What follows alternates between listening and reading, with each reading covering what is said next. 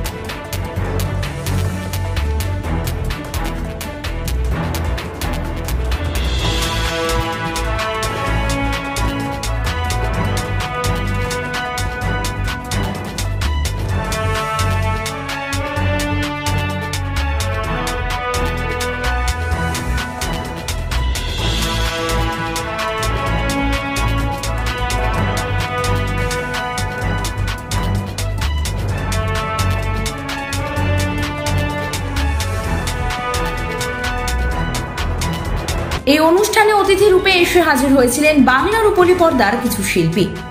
আসুন দেখে নেওয়া যাক তাদের বক্তব্য। আমি পেশায় একজন চিকিৎসক এবং অভিনেতা। আমি এই অনুষ্ঠানের সার্বিক সাফল্য কামনা করছি এবং আমি এই অনুষ্ঠানে আসতে পেরে নিজেকে খুব গর্বিত এবং আনন্দিত মনে করছি। ধন্যবাদ সকলকে, সবাই ভালো থাকবে। আজকে এসে খুব আনন্দ পেয়েছি, খুব ভালো লাগছে। এই খুঁটি পুজোতে দিদি এর জন্য আমরা আসতে পেরেছি। আজকে দিদিকে আমরা খুবই শ্রদ্ধা করি এবং সিরিয়াল আমরা দিদি আমরা 100 সিরিয়ালে আছি। Thank you. আমি দিদিকে আজকে আমন্ত্রণ করেছিলাম। দিদি সুদূর বালিগঞ্জ থেকে ভোরবেলা আমারও আগে স্টেশনে এসে ওয়েট করছিল। আমি জানাচ্ছি ধন্যবাদ দিদিকে। খুবই ভালো লেগেছে এখানে এসে, একটা নতুনত্ব। আমি তো অনেক উদ্বোধনেই যাই, একবার সুব্রত মুখার্জি ছিলেন, ওখানেও গেছিলাম। খুব ভালো লাগছে। সুকর্ণাদি তো আমাকে ইনভাইট করেছে, উনি তো আমার বান্ধবী, সব জায়গায় প্রোগ্রামে যাই। আর আমাকে রানীর আশমরিতে রেখে থাকবেন 2.5 বছর টানা। আমি রাজচন্দ্রের খুশি হয়েছিলাম।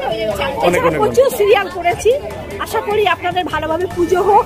সবাইকে অসংখ্য ধন্যবাদ। আমার নাম সঙ্গীতা ব্যানার্জি।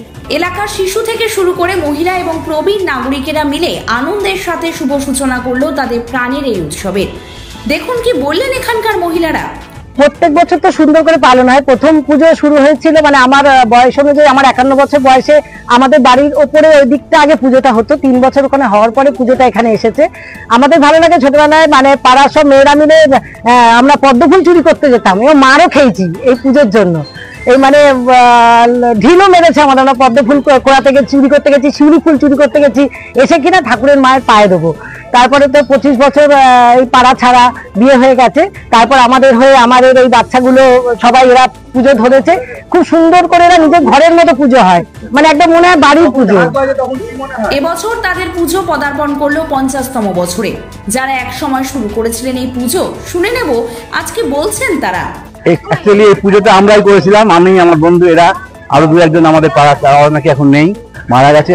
যে ঠাকুর আমার সবচেয়ে আজকে খারাপ লাগছে, যে ঠাকুর পুজো তৈরি করেছিল মূর্তিটা স্বপন পাল, সে আজকে আমাদের মধ্যে নেই।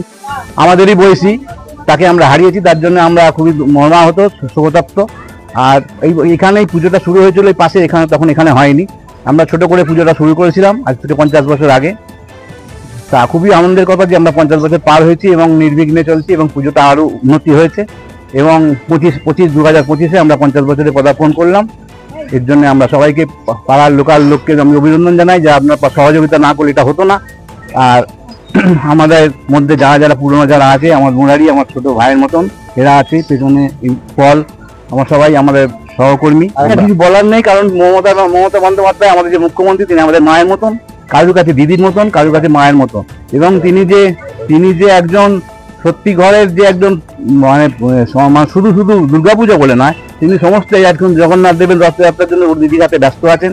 তিনি 50,000 টাকা দিয়ে শুরু করেছিলেন। প্রত্যেকটা বারোয়ারি পুজো প্রায় পশ্চিমবাংলায় 42,000 পুজো হয়, সেখানে উনি টাকা দিচ্ছেন এবং এবছর ওটা 85,000 থেকে 1 লাখ টাকা হবে। তো এর জন্যে আমাদের এমন অনেক ছোটোখাটো পুজো আছে যেন ওনার ভরসাতেই পুজোটা হচ্ছে। হয়তো পুজো বন্ধ হয়ে যেত, কারণ বর্তমানে করোনার সময় থেকে শুরু হয়েছে, করোনার সময় অনেক পুজো বন্ধ হয়ে যাওয়ার কথা, কিন্তু ওনার রাজ্যের হাত বাড়িয়েছেন বলেই পুজোটা চলছে। খুব ভালো, অতি চমৎকার দেখি। কেননা আমরা যেভাবে পুজোটা স্টার্ট করেছিলাম তার থেকে এরা অনেক অনেক ডেভেলপ করছে এবং এদেরকে দেখে, আমাদের জুনিয়র ব্যাচটাকে দেখে আমরা সত্যি খুবই আনন্দিত এবং গর্বিত, এবং পাড়ার লোকেরাই সবাই খুবই আনন্দিত। যে কি বলবো, মানে টোটালি আমাদের এখানে অলোকে দেখো, একটা জিনিস অনেক কিছু হতে পারে, সেটা নিয়ে তো আমি যদি বলি যে হ্যাঁ এখানে ওই হচ্ছে চলো, ওখানে ওই হচ্ছে চলো, দ্যাট ইজ নট ম্যাটার। আজকে আমাদের যুগের প্রতীক ক্লাবের 50 বছর পূর্তি উৎসব এই আমতলা মাঠের, আর ভাবা যাচ্ছে না যে কবে থেকে শুরু হয়েছিল। এবং প্রথম দিন থেকেই আমি ছিলাম, এখনো আছি, হ্যাঁ। এবং আশা করি সামনের বছরগুলোতেও ভালোভাবে আমাদের পুজো বিভিন্ন সমস্যা কাটিয়ে ভালোভাবে চলবে। আসছেন মা, তবে এখনো দেরি তাকে বরণ করে নেওয়ার পর্ব। তাও এখন থেকেই বাঙালির মনে ফুটতে শুরু করেছে কাশফুল। জগদ্দল থেকে 24 ঘন্টা লাইভের জন্য রবি কুমার সিং এর রিপোর্ট। গীতা স্টোর নৈহাটিতে সমস্ত নামী ব্র্যান্ডের মোবাইল ও স্মার্ট টিভি থেকে শুরু করে কুলার, এসি, ফ্রিজ এবং সব রকম ইলেকট্রনিক অ্যাপ্লায়েন্স ও গ্যাজেট ইত্যাদি সেলস ও সার্ভিসের একমাত্র সেরা ঠিকানা হলো গীতা স্টোর।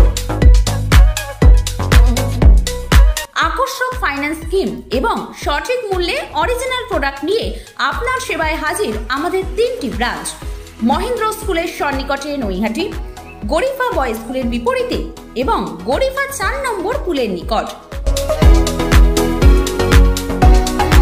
সবার মুখে একটাই নাম, গীতা স্টোর, স্মার্ট যুগের স্মার্ট ঠিকানা।